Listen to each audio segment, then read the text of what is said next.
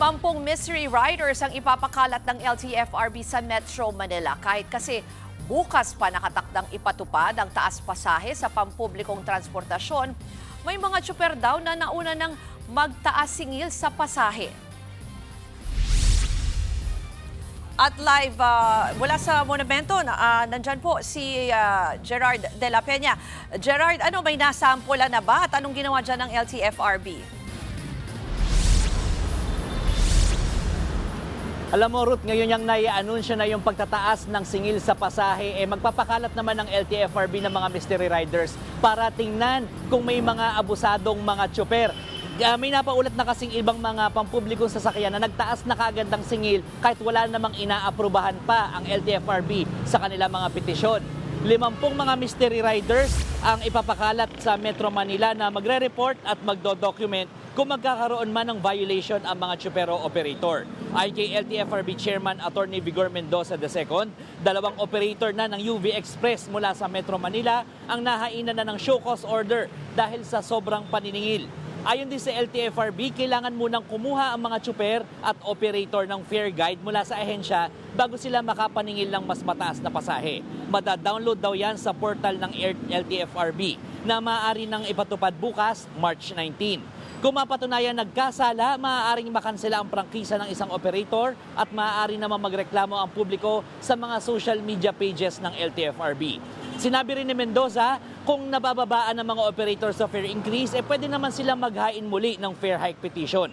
Aminado ang LTFRB, hindi sasapat ang ipapatupad na fare hike dahil sa bilis ng pagtaas ng presyo ng langis.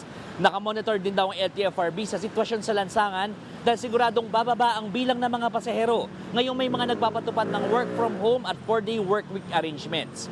Sigurado rin daw na apektado ang mga tsuper na bumabiyahe sa mga eskwelahan dahil papalapit na ang summer break ng mga mag-aaral. Kung maging matindi raw ang epekto nito sa kita ng mga tsuper, ay titingnan ng LTFRB kung makakapagbigay pa ito ng karagdagan tulong sa mga tsuper. Ruth, speaking of tulong, sa susunod na linggo ay magsisimula na rin ang DSWD ng pagpapamigay ng cash assistance sa mga jeepney drivers. At sasabay na rin daw dito ang Department of Transportation para sa pagpapamigay naman nila ng kanilang fuel subsidy. Ruth.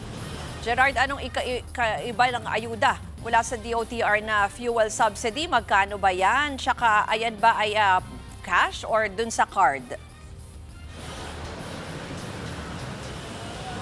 Ruth, yung sa DSWD kasi ay cash 5,000 pesos. Itong sa Department of Transportation naman, yung fuel subsidy ay nasa card.